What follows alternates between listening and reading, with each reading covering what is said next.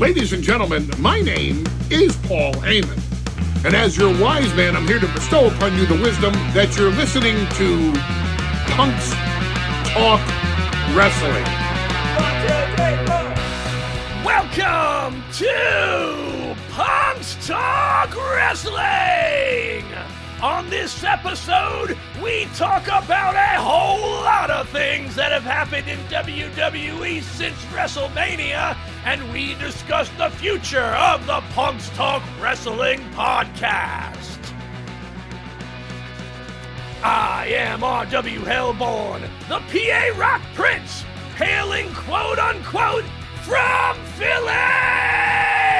And I am one half of the crowd, which is one half of your Punks Talk Wrestling Inter-Universal Tag Team Podcast Champion host of the world.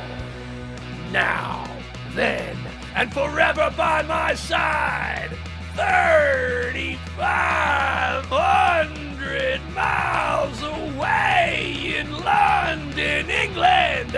He is my tag team podcast partner. He is the other half of the crowd, which is the other half of your Punks Talk Wrestling Inter-Universal Tag Team Podcast Champion of the world, Mr. Did You Know, Sir King of Reels, the proper prick, C.J. Newman!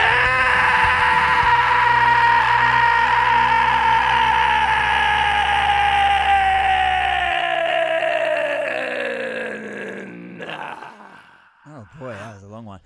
Did you know that obviously WWE recently acquired AAA, but this is not the first time that the WWE have had some form of working relationship with the AAA. So back in 1997, AAA and the WWE, or WWF at the time, announced that they were in partnership with each other. And the only thing that came of it during that entire partnership, as far as I know, I may be wrong, but this is all I could find, was, and I knew about, was in the 1997 Royal Rumble. 4 AAA wrestlers appeared in the Royal Rumble, which is Pierroth, Mil Mascaras, Cybernetico, and Latin Lover. Wow. Yeah, so Pierroth was eliminated by Mil Mascaras. Mil Mascaras eliminated himself. I do remember this, actually. He jumped from the top rope, like, onto one of the other AAA wrestlers. Yeah. Cybernetico was eliminated by Mil Mascaras and Pierroth, and Latin Lover was eliminated by Farouk. Damn. So, yeah, damn.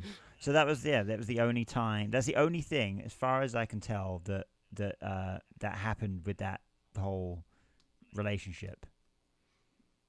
So yeah, I remember Mil Mascaras. I certainly didn't remember Cybernetico. Yeah, I don't know. That was a weird gimmick. But there it is. Yeah. Did you know that I sort of know? Do you know, as a little Digi bonus, because fuck it. Digibone, we're back. Do you know what AAA actually stands for? No, I do not. It apparently stands for Attendance, Advisory, and Administration of Spectacles. Really? Yeah.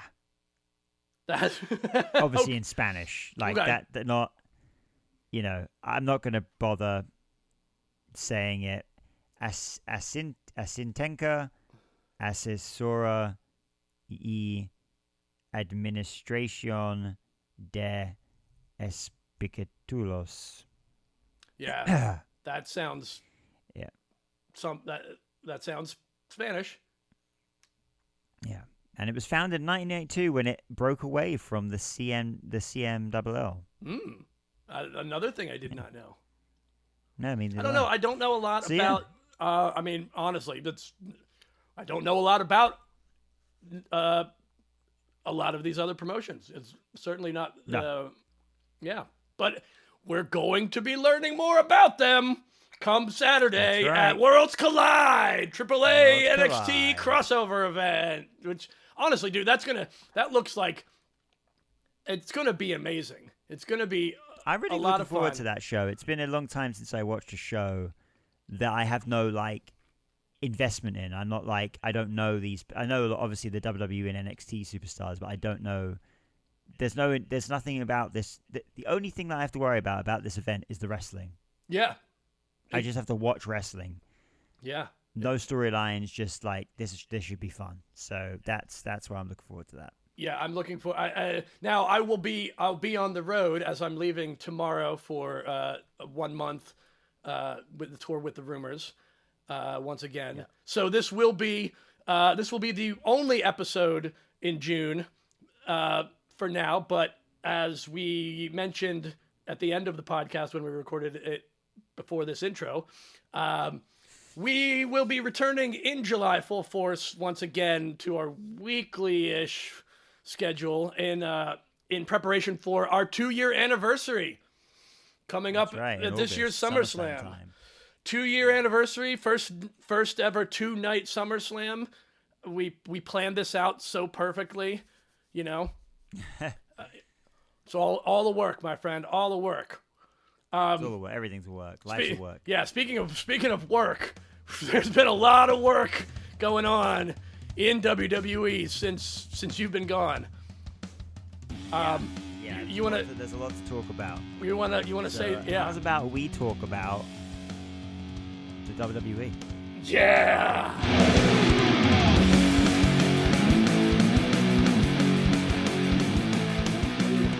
I'm recording on my end.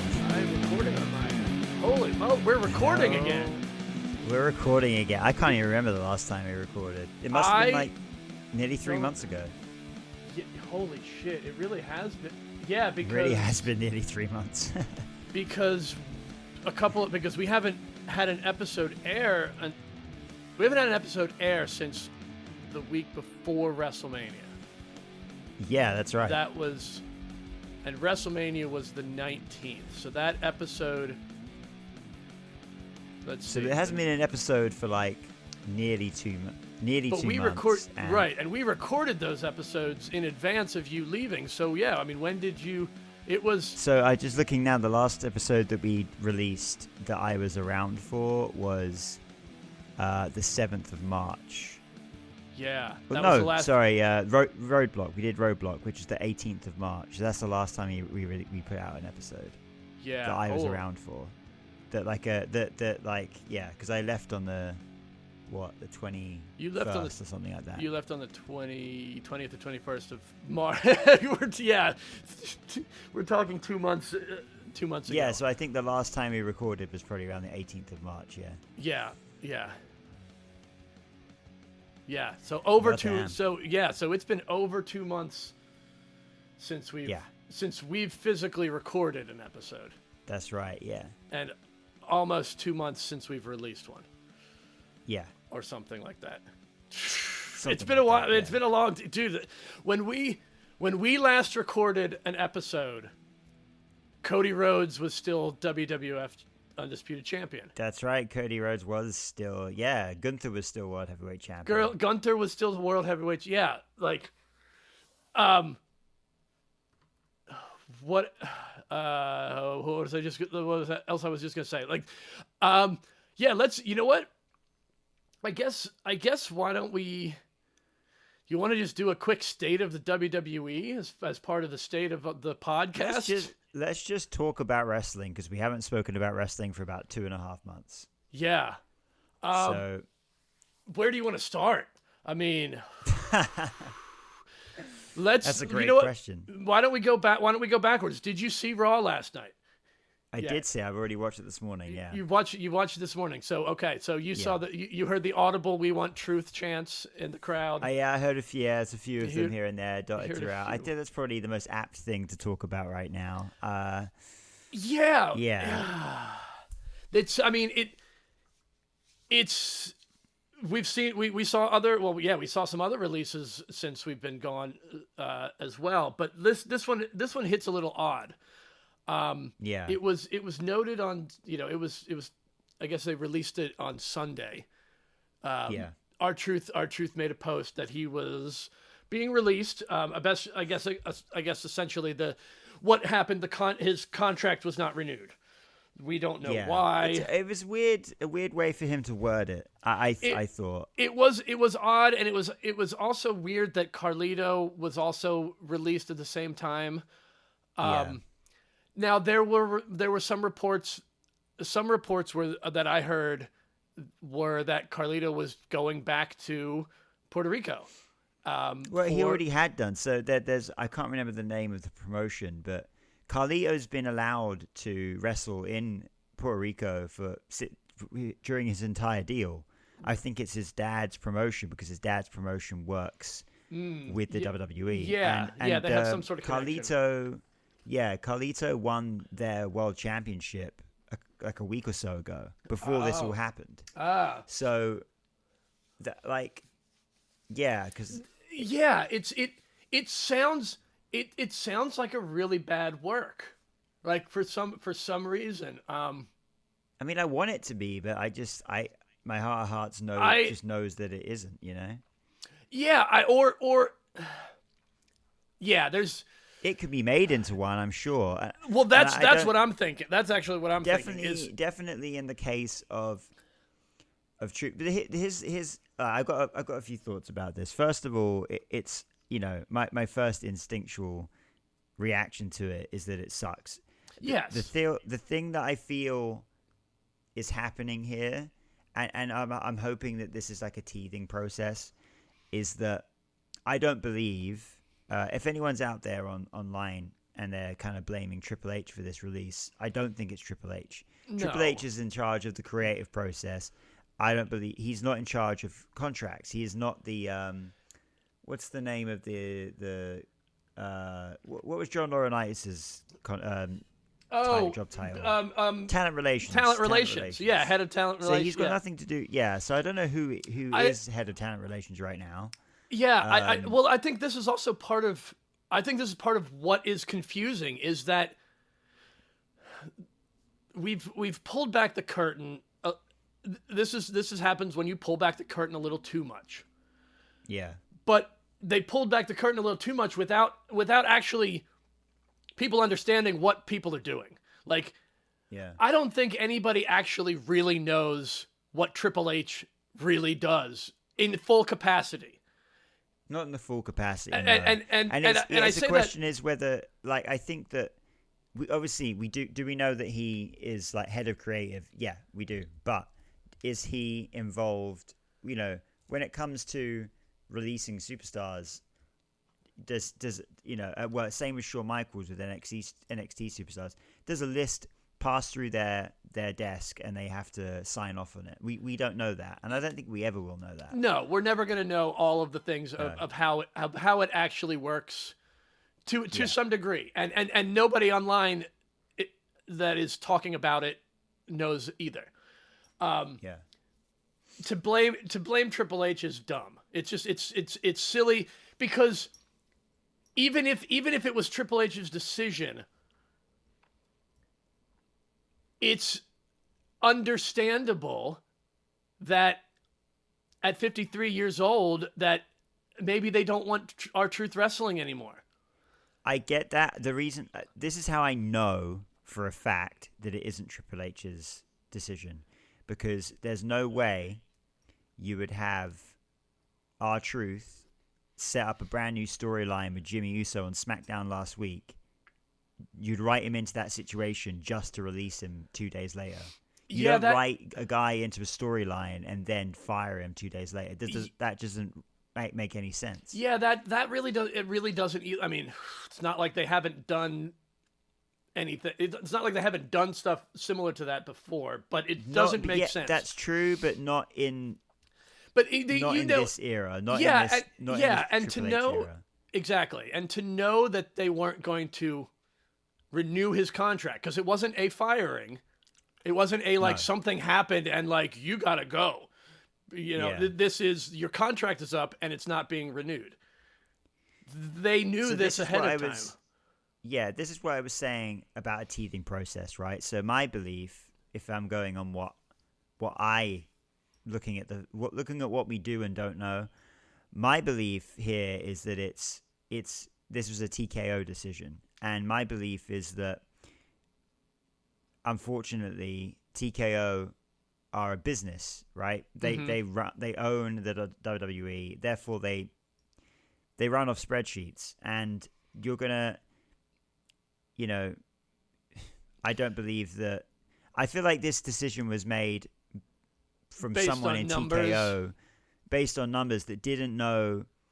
Basically, you got to think R-Truth is a personality hire, right? He is good for backstage morale, and he's good for a lot of things. It might not have a return on investment, but he is good for a lot of things in the WWE. He's one of the only comic relief characters that they have.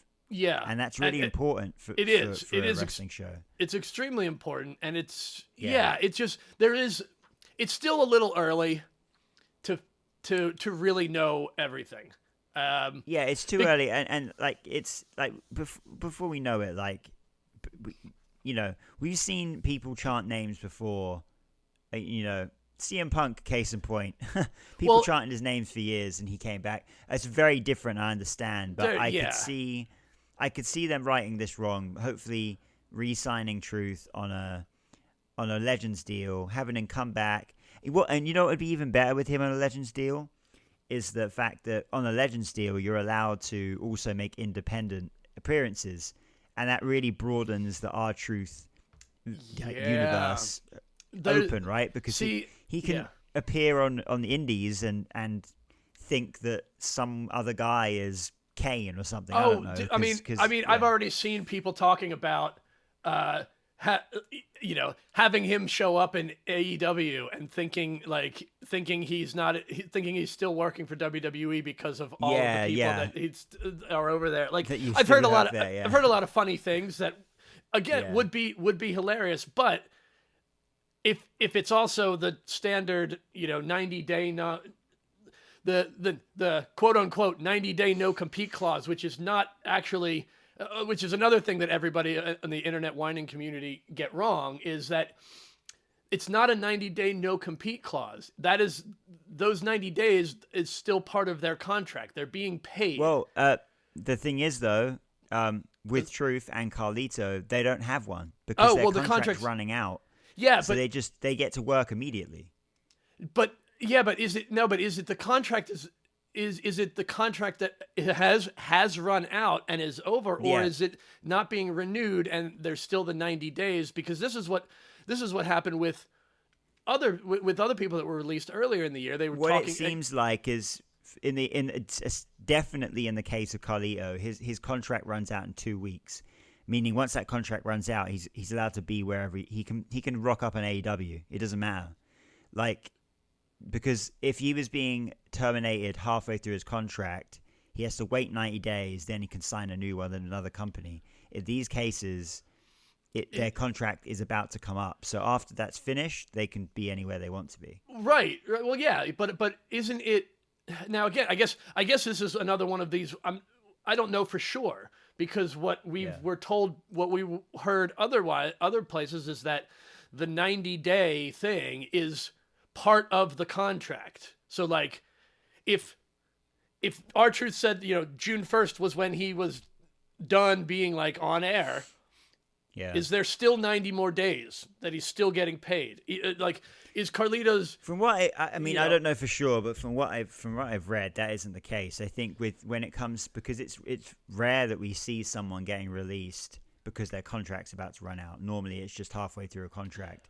I think in this case, it's just like, is it though? Say I signed a contract with WWE for a year on June 1st this year, and then so that would run out on June 1st next year. Then, but if I was with them and I didn't sign a new deal and it ran out, I could just then be anywhere I wanted to be on June 2nd. Yeah, if that's the case, but I again, it's confusing. I'm certainly not the only one. Actually, I think the perfect example of this is John Moxley or Dean Ambrose. His contract ran out, and then I think 2 weeks later he was on AEW TV because his contract just finished. Right, but he was also working. Yeah, that was another unique situation too, because he was technically working. He was working without a contract. Like it was in contract. Like wasn't that thing part of that whole thing? Was the contract was in? They were disputing things and they couldn't come to terms with it. Or I think I think he straight up just decided he didn't want to re-sign a contract because of all the creative shit that he didn't agree with. So he just didn't sign one. So they gave him a good send off. Which once again he was wrong about. I still to this day will. I mean, if I ever meet John Moxley, I wouldn't be afraid to tell him to his face that, like, hey man, like it's one of those, you know, it's one of those things. We'll get to a lot of. We'll try to keep on, since we've got a limited time. Try to keep some semblance of concern for that time today.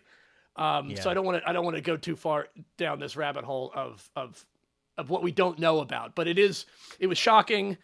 I hope that something happens, like, you know, like what they did with Samoa Joe that one time where he went down to NXT, you know, and then I don't know. We don't know. We have to wait and see. It's stinks. Yeah, only time will tell. Literally, it's been like 4 days, so it will. Yeah. What is odd that both Carlito and R-Truth are still on the WWE website as in on the Superstars. I guess in technicality, if their contract's not quite run out yet, they're still technically WWE Superstars. Right. Which also means there's technically. Which technically, if that is the case, that means there's still time for contracts to be negotiated. So we'll see. Certainly could be. And I guess the last thing I want to touch on this is that what I hope doesn't happen, and I think this is gonna bleed into I think the next thing I want to touch base on, that's Karrion Kross. I don't want to if this is a thing where people are up in arms and the internet is going crazy and everybody's blah blah blah, and then by next week everybody just stops talking about it, then that'll be proof that it turns out that, like, maybe you're just being fickle and you're just shouting about things because it happened and you don't like it, but you don't really, but like, it's not really going to matter. And like, I don't want it to, Time will tell with that. I think that, like, if we're like 4 or 5 weeks down the line and people are still chanting for like R-Truth, then I think we know that this isn't just an internet thing. This is like everyone, you know, the wrestling community is like, this is a misjustice, like injustice. It should be a wrong that should be righted. Yeah. But there's a lot of times, you know, we've seen it in the past when people get released and people are up in arms for like 3 days, and then look at the releases that happened like a month or so ago. Like, see anyone talking about them people now? You don't. Not much. And some of what you're seeing by some of them, shows why they were released in the first place. I'll just leave it at that. Like when, you know, Matt Cardona made the biggest statement about that at post WrestleMania was, you already saw it, and you already saw it happen immediately. There are some people that got to work right away, like the moment they could, and then there are some people that just, woe is me, decided they're gonna, like, I'm gonna shoot on the company because I'm still too young to know what the fuck is actually going on. Right, exactly. And it was one more thing I will touch on with this actually is, and it's funny because for years people criticized the WWE for investing too much in older talent, and now it seems that they're investing into younger talent. They're bringing people up from NXT and they're giving TV time to a lot of people that are in their, still in their 20s, or at least their very early 30s. So people, they're doing exactly what people have wanted for so long, and that's giving time on TV to people that are young to invest in the future. But I think, and I also agree with that too. I think that you should be investing in for the future. But I think when it comes to truth, I feel like that's one thing that can be, that's one person that you can have an exception to the rule. Yeah. Of course, there's always going to be an exception to the rule. In a lot of these cases, and again, this is, it's not. It happens every year. People get released. It happens all the time. At the end of the day, and like you said before, at the end of the day, the company has got to do what the company thinks the company has got to do, and we don't have to like it all the time. Yeah. We don't have to necessarily agree with it, but we also aren't the ones in that position, Yeah. So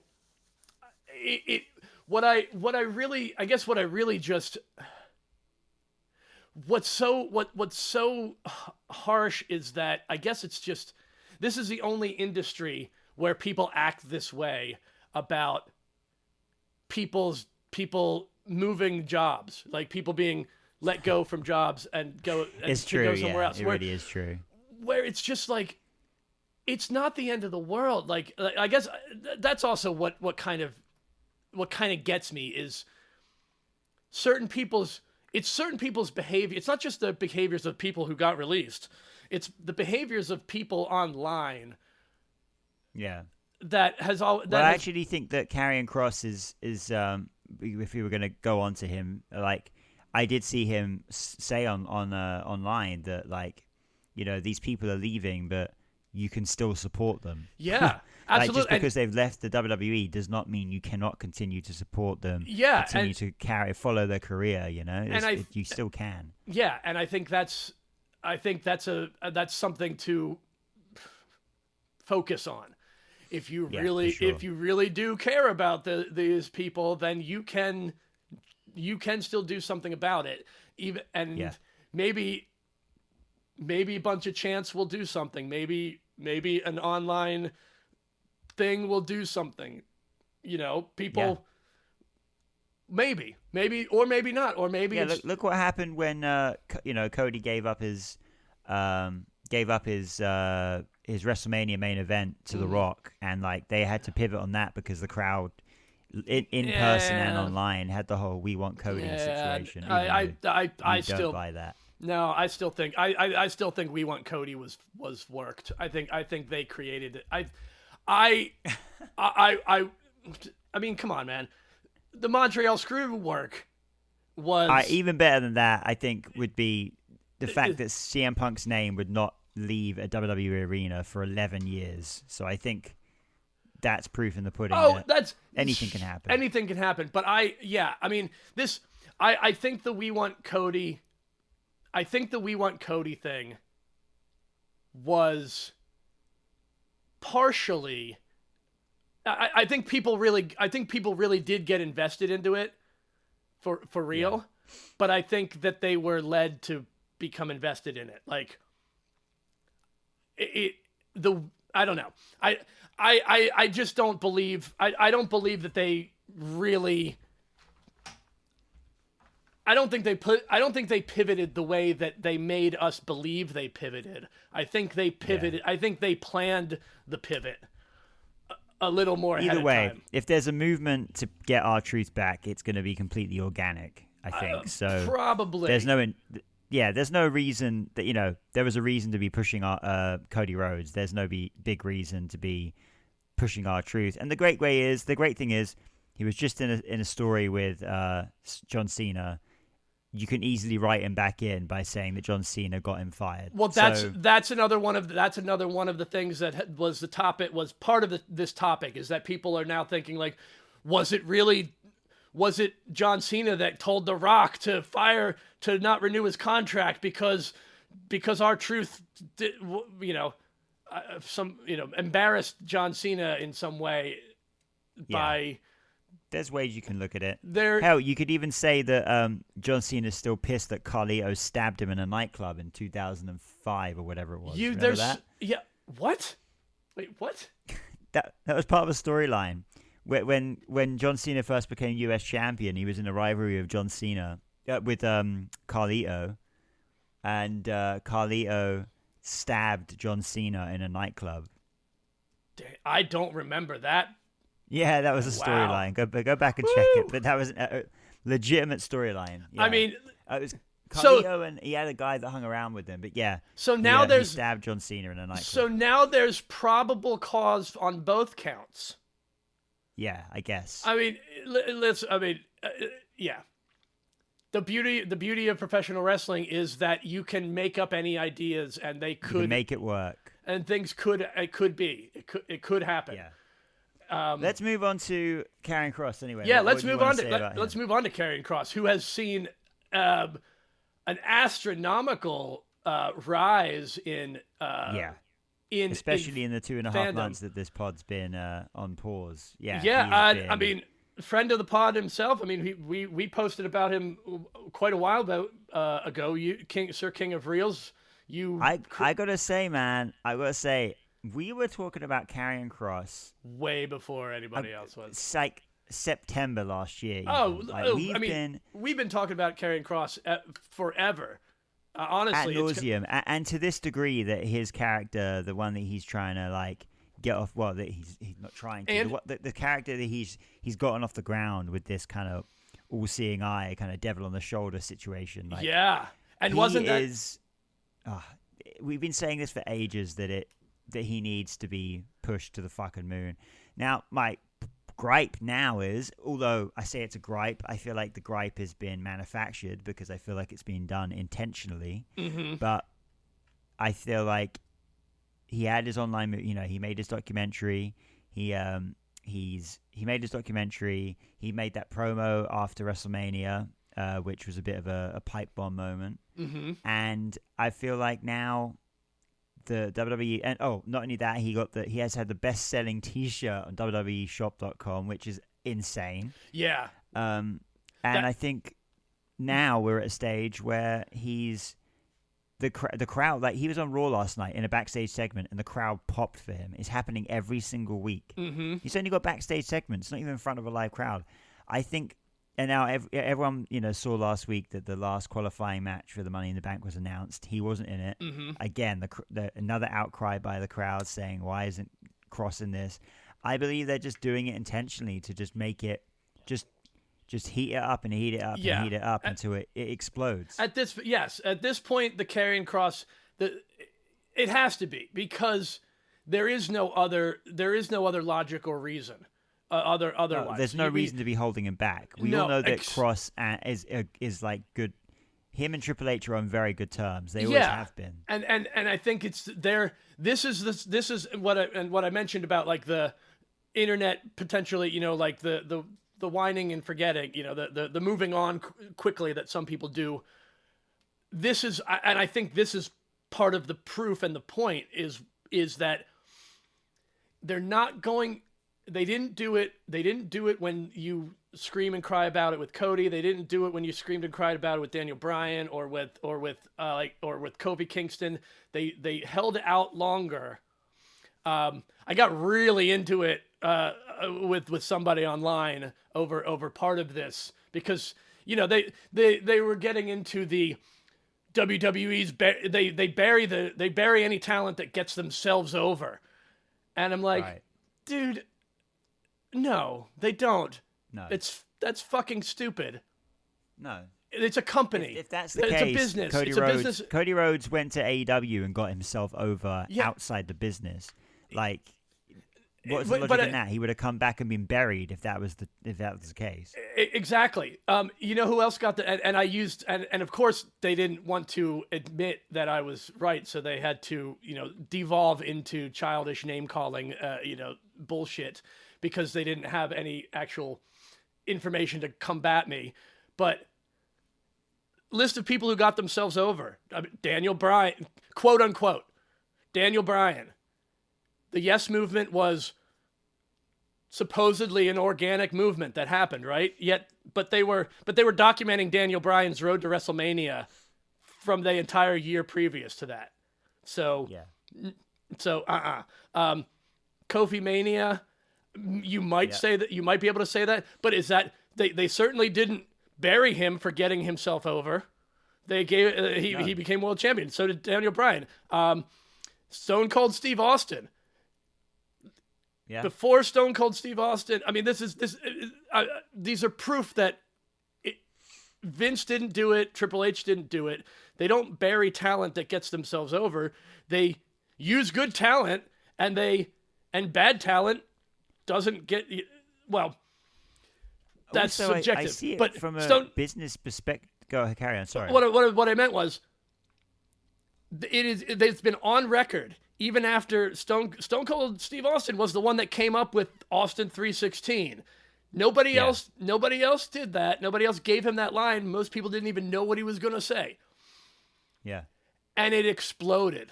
And they had 316 signs the next night. And then Vince was on record as saying that he didn't want them to do the Austin 316 shirts. He thought it wasn't going to work.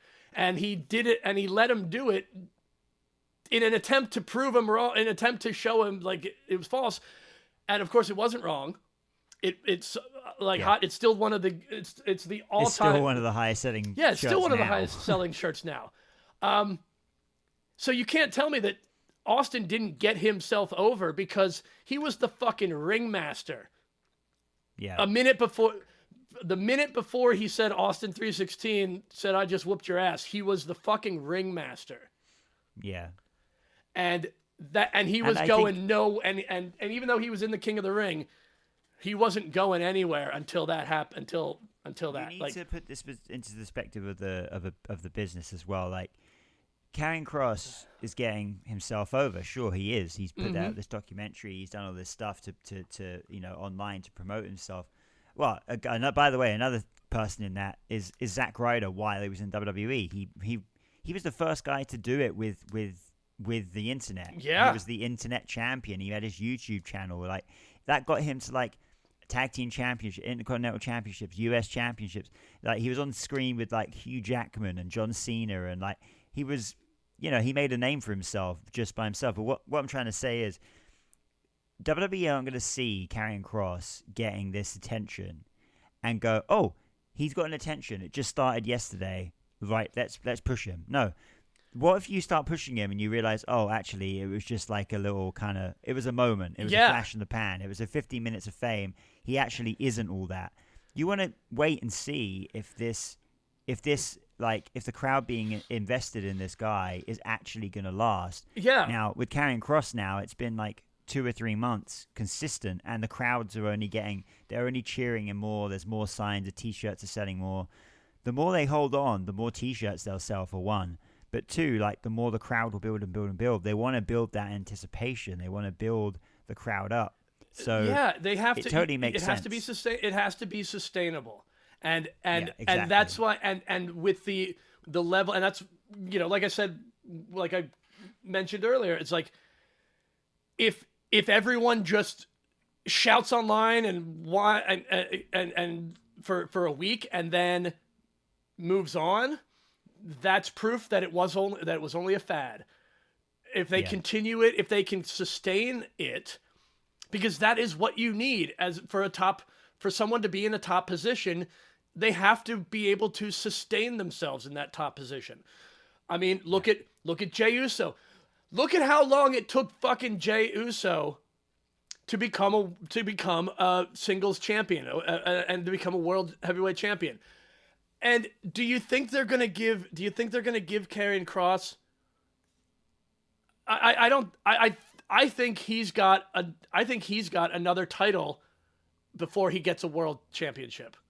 Like, 100%. The reason Intercontinental Championship. Yeah, the reason he's not the reason he's not in the Money in the Bank is because they're not going to put the World Heavyweight Championship on him right now.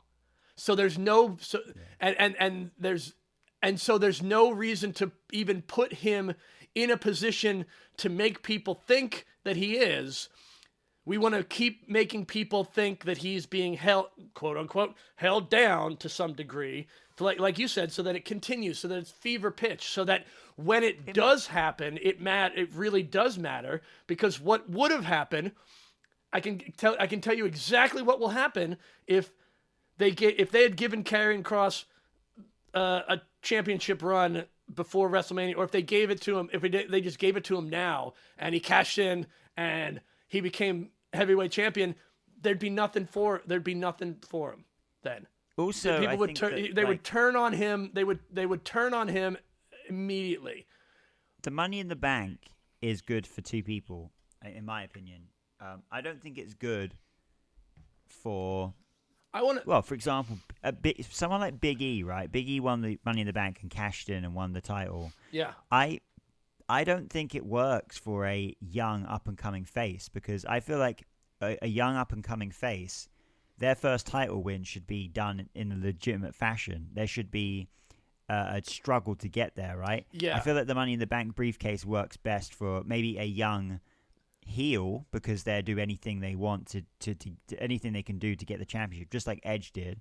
Or it also works for an older talent who's like maybe won the championship 7 or 8 times and they just want to get another one on their belt. Someone like CM Punk. Right, they need an advantage. Right. Well, CM Punk's not in the Money, as we found. He's not in it. Well, as we found, yeah. So, or Seth Rollins, right? For example, Seth Rollins winning the Money in the Bank makes total sense. He's older, not old, but he's older and he's a heel. Mm-hmm. But I don't want Karrion Kross. If Karrion Kross is going to win a World Heavyweight Championship, I don't want him to win it by just cashing in on a guy who's injured. Yeah, exactly. Especially if he's a fan favorite. I want to see him win it in a legitimate match. I want to see him climb to the top, not just be at the top. Yeah, yep, 100%. And that's why he's not in it. And now I don't know what level he is extremely good on camera, whether it's WWE cameras or online interviews and things. He's extremely good at making sure that the line is blurred between him the person and his character. Like, he's made it very apparent. Like, he's said, like, this isn't disgruntled. This is just, I'm just talking about what I'm seeing. But the fact that they're putting him, they're putting him in close proximity to Logan Paul in this conversation. Yeah. The fact that they're putting him, because that's what you got to see. You got to see him overcome the shit, the very shit that he's talking about. Like, he's got to beat the shit out of Logan Paul. Imagine this for a second, like an amazing way to get him kind of within a main event scene, but not really. Imagine that the tag team match at Money in the Bank, John Cena, Logan Paul against Cody and Jey Uso. Imagine in that match at some point, Logan Paul's by the barrier and up from behind him comes Karrion Kross and just chokes him out. And like that's it. That's all he does. But that takes Logan Paul out of that storyline and immediately puts him in a storyline with Karrion Kross. Mm-hmm. And that'll be refreshing for someone like Logan Paul as well, because Kross is, at least when he's in the ring, he's a much more vicious, serious character, and it's not. It wouldn't be about a championship. I think most of Logan Paul's, storylines have always been about a championship. It'd be cool to see him go up against someone that's nothing to do with a championship, and it would be. And hell, there's a lot of eyeballs on Logan Paul in and outside of wrestling. Have him involved with Karrion Kross, that would be perfect. That would be such a great first story for Karrion on this push. Let's talk about Logan Paul for a minute. Let's pivot, because we're on we know we're on the same page. We are 100% on the Karrion Kross cruise, the cross train, what did we call it? What did we say would be a good name for what the cross? I can't remember. Oh, we had named a move for him months and months ago, and now I can't remember. We'll have to, months ago. Anybody? Yeah. Danny the Does Brain. that say the Cross Effect or something like that? It might have been Cross Effect. Danny the Brain will probably remember. It's been so long. Yeah, I can't remember. It's been ages. Yeah. Let's talk about. I mean, let's. Now, let's not talk about Logan Paul. Fuck Logan Paul. He still has his fucking Pokemon card around his neck in the photo on the Superstars page. That's such an old photo. He hasn't worn that damn thing in like 2 years. That was from his first WrestleMania appearance. Yeah. Yeah. Yeah. So get a new. Somebody get a new. Like, why wasn't? Get I a new don't render. know. Yeah, get a new render for him. Now let's. You know what? I don't have anything. Honestly, I don't have anything bad to say about Logan Paul. I don't. I really don't. I hate him.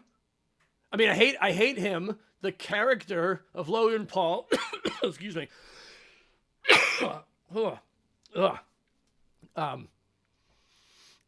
But.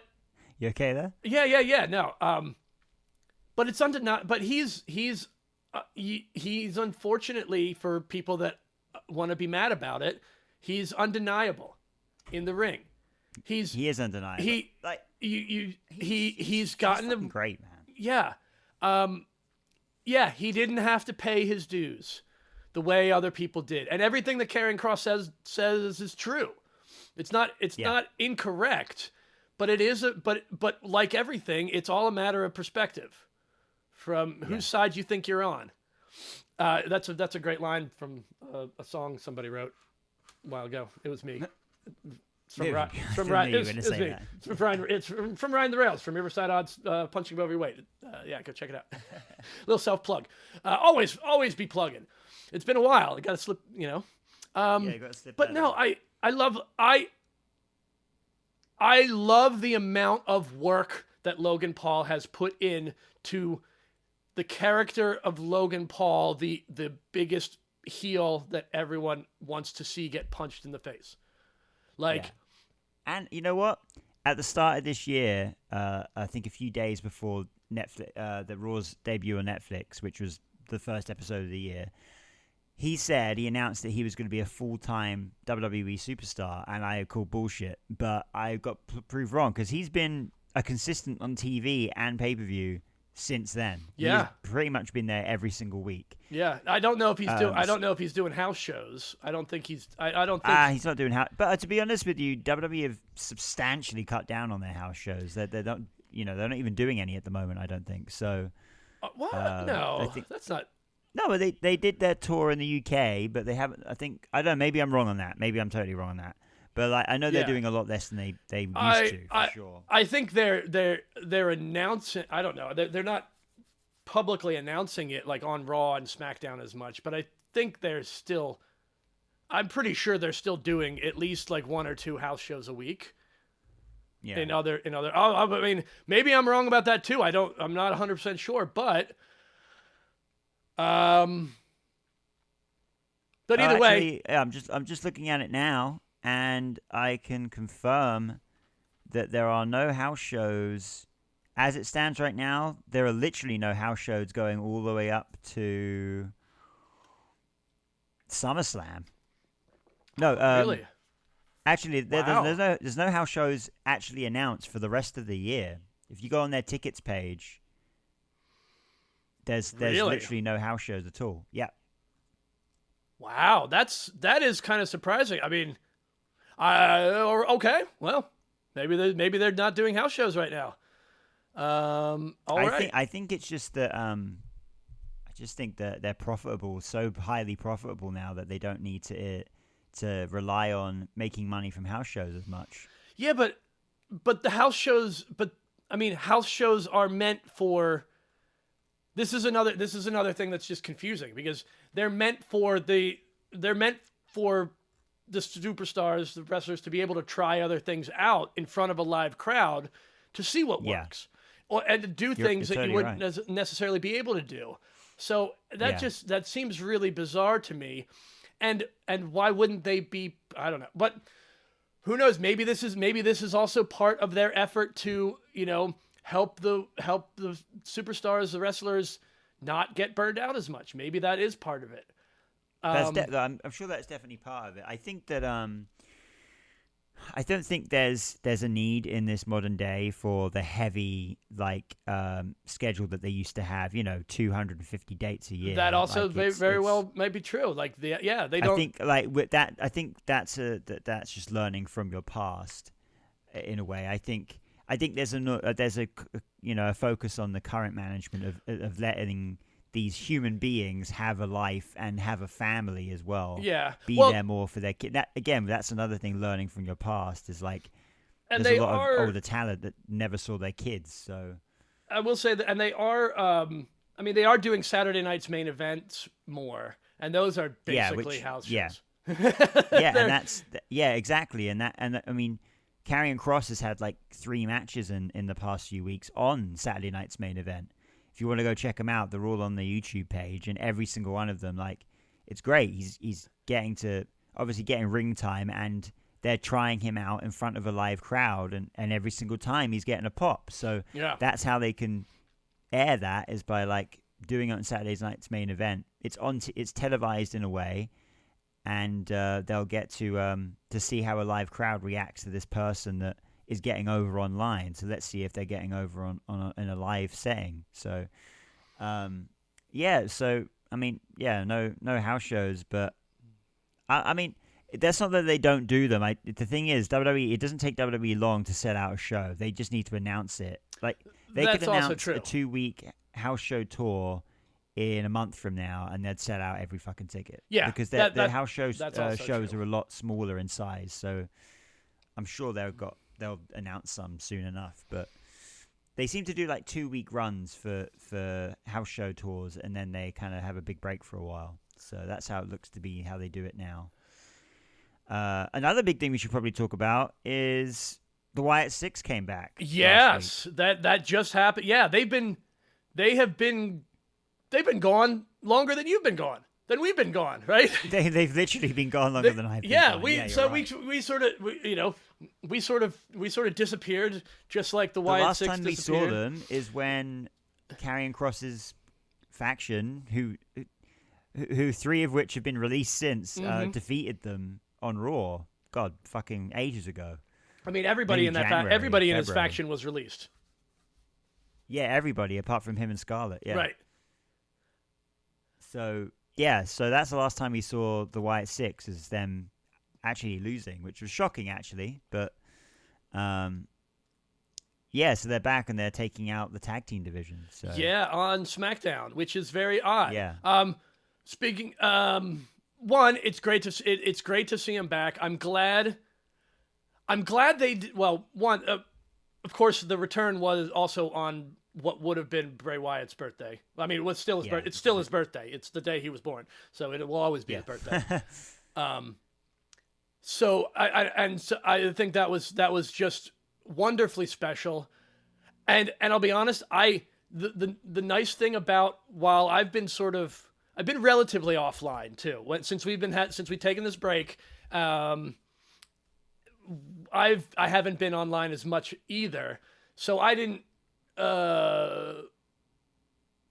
see anything, and I don't think there was anything really. I don't think there was really anything said about their return. No one. I don't think there was any spoilers, or anyone knew it. Maybe there was some rumblings that maybe they thought it, but because the Wyatt Six are the way they were, their whole thing is they show up whenever least expect it, or unannounced. So I thought it was wonderful that they were able to do it on Bray's birthday, and do it without really calling attention to it, knowing that I knew they posted things about, they mentioned it was, it would have been his birthday, or it was his birthday.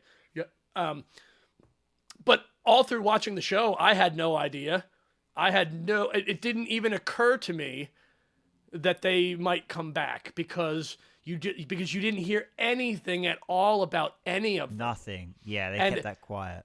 And I think that was, and of course that was by design, but I do want to bring that up as a point, because they did a really, it's part of this, the level of, you can say kayfabe is dead, but it's not. It's different. The kayfabe of this era is just a lot more subtle and a lot more it's more protected in a sense.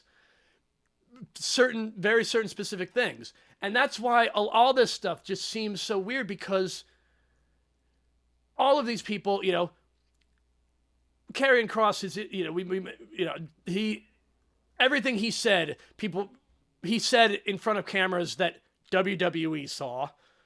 WWE, they didn't, they approved this.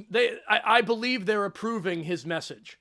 In the same way. It was kind of like, you mean the promo he did on YouTube, right? On the pro show. Yeah, all that stuff. It's just like CM Punk's pipe bomb. Like, he was told, go out there, say whatever you want. Say whatever you want. Be as real. Don't make it up. Like, yeah. Talk about what's real, because people because people won't believe it if you make up some shit. But if you talk about the real things, people believe that now it's real. It's like, yeah. Was CM Punk's pipe bomb real, or was CM Punk just saying what he wanted to say based on what was real in the confines of I'm being allowed to say whatever I was, I was told to say whatever I wanted to say. Or I was told I could say whatever I wanted to say. That's different, that's different than literally running out on live TV unannounced by anyone in the company and saying damning things against people, Which would literally never happen, by the way. So it's like, it's impossible. They wouldn't give you a live mic. They would never give. They would just cut the TV. They would just cut it. They would cut, exactly. They would cut it so fast. So, it kind of leans into what one of the things I wanted to mention with all of this is that, from the perspective of me as the consumer of the stories and the wrestling and this, I am looking at, as I've always done, I am watching it, and I am treating it all as real as it appears to be. Yeah. Not like, I'm not trying to understand what's going on with contracts or this and that, or backstage politics, actual backstage politics. I just want to watch the stories, and I just want to watch the matches, and I just want to see the people that I like entertain me. And I do like that they blur this line, but I also found that I've just grown a little more and more, like, less and less interested in engaging with wrestling fans online. I like, it sounds weird to say, we're doing a podcast that we post online and we do talk about wrestling, but like, I've really lost a lot of interest in the online community, the internet wrestling community. Well, here's the deal, and this is how it is. When it comes to the IWC, whatever the fuck you want to call them, it's very apparent that those people they are literally very much the minority. They've been slandering Jey Uso for the last 4 months. Yeah. He comes out every single week on TV and he gets nothing but cheered. Yeah. And it's proof that, like, a lot of these wrestling podcasts, they get so many listens. Look at Chris Van Vliet. He gets millions of listens, right? And views on his YouTube page. Yeah, and everyone said, and all they keep saying is, people need to stop being so nasty. People need to stop with this negativity, And Yeah, I've tried. But look at the amount of views and listens he gets. Like, if he gets millions at a time, he gets 500 comments. Yeah. That 500 people out of a million is so fucking small. And life is not the internet. Yeah, and the fans that exist online are such a small minority that I ain't got time to listen to them. I ain't got time to hear what they have to say. I just want to watch. It's a TV show, for fuck's sake. Yeah. I'm just going to watch the TV show I enjoy every week and then watch it again next week and not care about your opinion. And I'm going to talk about it with my friends. I'm going to talk about it with you. Exactly. I'm going to talk about it with real life people who I know, and actually want their opinion. Yeah, and it's and this can isn't debate over it and talk about it. And this isn't to say there isn't good people. Like, I mean, we've all made friends through online communities. Of course we did. I mean, Yeah.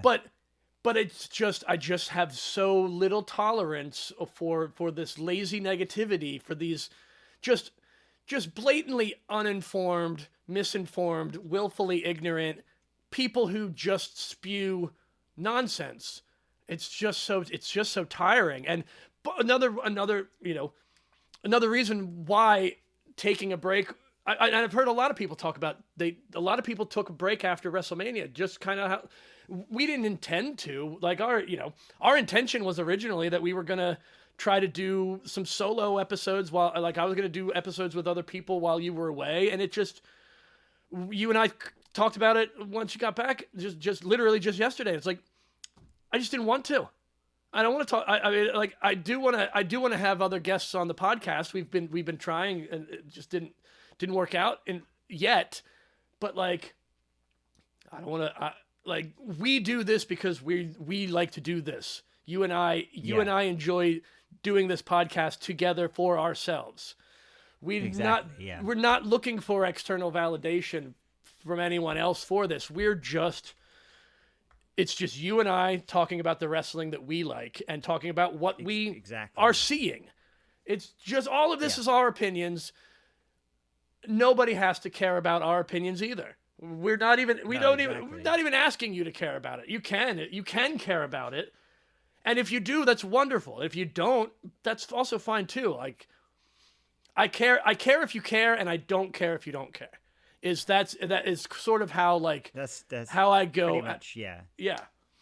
Yeah, it's great. I mean, I was chatting to my friend Alfie. He doesn't really watch wrestling. He watches every so often. Like, he's not, a casual fan, as they say. Something that internet wrestling fans seem to despise, but I feel like majority of wrestling fans are casual wrestling fans. Yeah, and I was explaining to him about the AAA deal and the deal they have with TNA. How they've acquired AAA, but AAA will exist as its own entity, and how TNA is nothing to do with WWE. We just have a working deal. He's got no knowledge of the inside and outs of professional wrestling. I just told him about this, and he was like, oh, that's really cool. Like, they're just like making it one big universe where you can just have matches between like some of the best talent from each company, and it was just to entertain the fans. I was like, you fucking get it. Yeah. And that's the thing. You are the demographic of which WWE is trying to reach majority of the time, and if you think that's a cool idea, then that means majority of casual fans think that's a cool idea. Yeah. And like I told him, oh, that's exactly what they're doing, because this weekend we got the Worlds Collide show, no storylines going into it, just fucking wrestling. We've got we want promotion. It's a showcase. Like, it's a showcase. It's a cross-pollination situation, Yeah, and what's going to happen is what I think is going to happen is storylines will come out of those matches. Because their audience, like, the general, the average, call them casual fans if you want. I can say casual without a negative connotation. There's nothing negative about being a casual fan. And that's another thing that some of these people need to just get off their fucking high horses about. Shut the fuck up and just continue to shut the fuck up. I don't want to, like, it's okay to be a casual fan. It's okay to just watch it every once in a while, and be entertained and not have to know everything about everybody.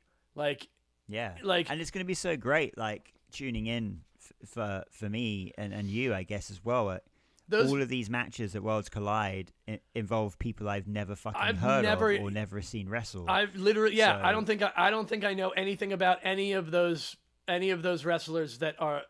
I mean, fuck that. I could barely pronounce some of their names, let alone know who the fuck they are. So, and it's and I think that's what's great about it is that we don't know who some of these people are, and we're going to get to see who some of these people are. Yeah, and some of them might get noticed by WWE, and fuck, you're gonna get someone who's gonna be able to, like, get an amazing job with a really good pay and provide for his family. Like, yeah, that's a great thing. That's a great thing for professional wrestling. Not a bad thing. Yeah. Also, my eyes. another thing to be reminded of. These are jobs. These are these people's jobs. Professional wrestling is their profession. And if it's work. And if you get offered a contract that's 5 figures by the biggest company in the world, like, they're going to take it. 'Cause you're going to want to make money for your family and yourself. So that's what it is at the end of the day. It's a fucking job. It's a TV show, and it's a job. Exactly. One thing before we wrap it up, I just want to touch on this because I don't like this at all. What? Well, it's not Fraxium, by the way, because I still don't like them. But we'll get to that on another episode. And they're on the main roster now, but that's whatever. They still got that stupid fucking entrance. Whatever. So I love. I do love. I mean, that's one thing that I love that has not gone yet. Is your disdain for Fraxium's weird I traveled all the way across the world and I came back and I still don't like them. Still hate that entrance. But it's just the entrance, right? Like, do you still not like them as wrestlers? I think they're great wrestlers. Yeah, they're. I don't. I don't like either of them on the mic. I think they should just shut the fuck up. Well, well, no, see, I think they just need a little bit of work. I think it's like, think that Nathan Frazier, I reckon Nathan Frazier comes across really good to an American person, but I think terribly to a British person. Maybe that's what it is, see, I think that's part of it, because I just don't get I really don't get your despising them. So I just don't get it. I think Nathan Frazier comes across like, I know he's acting. Now, I know wrestling is acting, but I know like there's loads of other British wrestlers in the past that I'm like, you're cool. But like, I know he's acting, and that's all I can really. I can't describe. That's not what I was going to get to. So we'll get back to Fraxium in the next episode. Today, WWE and Slim Jim announced that they are renewing their deal, and it's going to be a multi-year deal. Okay, and that's fantastic. That's great. WWE, professional wrestling, and Slim Jims go together. WWE and Slim Jim. Let's not put anyone else in the sphere, because I don't think Slim Jim has worked with any other promotion the way they worked with WWE. Oh, so they worked with WCW, right? Did they? Oh, they did. Well, they did when Randy Savage was. That's what I mean. So the original. That's what I meant. When I meant professional wrestling, I meant WCW, now WWE. Randy Savage, yes, but it's yeah.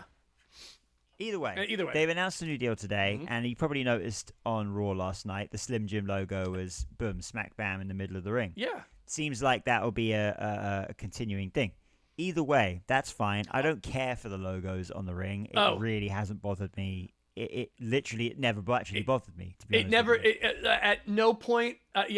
At no point has it ever impacted anything about it. The only thing was like anytime I see the Real American Beer logo, and I'm like, well, fuck it, Hulk Hogan. Fuck I think Hulk Hogan. Fuck the only thing that's bothered me sometimes is like, I think it was the night one main event from WrestleMania 40 last year, where there was like an insurance company and they turned all the barriers like fucking blinding white, and it was like too much. Oh yeah, that was just poor. That was just somebody did not think that through.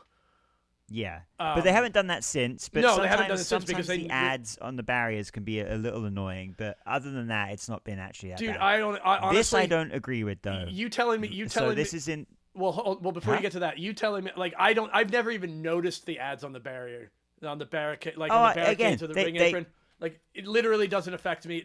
Don't even notice it. If anything, though, it has made me like. I mean, I'll put it this way. The reason for advertisement is to get the people watching interested in whatever it is you're advertising.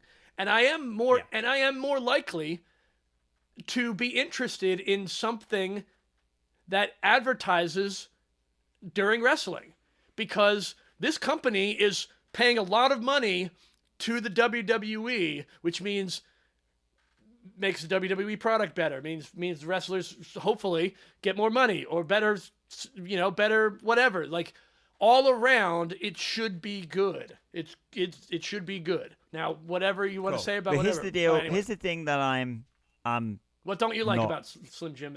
Cool with. What happened? WWE, this is on the official press release that came out today. WWE will introduce a first of its kind integration, which will see the Slim Jim logo on all folding tables used across programming on Raw, SmackDown, NXT, and Premium line events. Really? They're putting the logo on every single brown folding table from this moment moving forward. Nice. I mean, that makes. Don't like it. What? Why don't you like? I think I that's. don't like it. I think that's hilarious because tables snap, tables break. Yeah, okay, like, and it so you it snap says into a Slim Jim. The branded table placement will create unforgettable moments when WWE superstars slap into a Slim Jim table during matches. I love it. I mean, I love. I get it. I just look. Maybe I'll just need to see it. Maybe I'll like it. But I think it'll be as an idea. I think it's too much. Maybe it is. But I like. See, but this is what I like. I like creativity in advertising. So at least at least this tickles. This tickles the underside of like. That's. I mean, it's funny.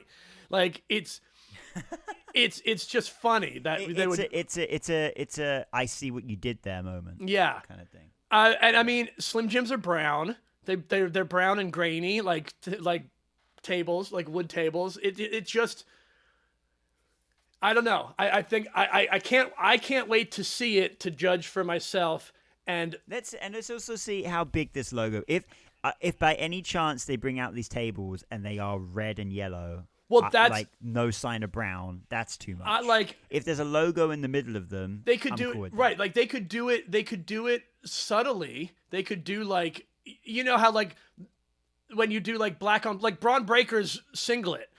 Now that the Heyman guys are all in like black on black stuff. Oh, black on black. Like yeah. You could do it like if that. they did like brown on like or something like. I know it's like an opaque kind of like, or even transfer. like the ends of the table. If the ends of the table are like the red jagged edge of the Slim Jim wrappers, like just painted on. There's so many ways that they could do this, and all right. I love it. I will hold my judgment until I see a Slim Jim table. Yeah. Until then, I will reserve my right to possibly not like it. Okay, well, I'm glad I was able to at least lean you into the neutrality. You did, area. And this is why friendly debate between two friends about professional wrestling is healthy. Exactly. Yeah. I mean, also, just coming from such a marketing and design background, like this kind of stuff, I just find it entertaining. When they have ways to do that. You know what? Because like remember when they did the C4, the Royal Rumble C4 countdown clock, and like that's great. Like they used the 4, like those things, like that was so smart. clever. Yeah. That's what it was. Yeah. Do we want to touch? What do we want to? Let's wrap this up. Yeah. I think because I gotta. Yeah. We still got to do an intro. You still got an intro. That's fine. We'll do the intro. Do we want to? Is there anything we want to? Touch on before we wrap it up. I mean, also we should touch on the fact that this is the only one episode now again for another month. Yes, while you go on tour. We're probably good. Yeah, I'll probably mention that in the intro too. But this is an interim episode because I'm going to be on tour for the next month with the Rumors again.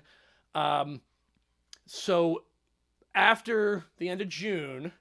When we get back to regularly scheduled programming, some semblance of a regularly scheduled.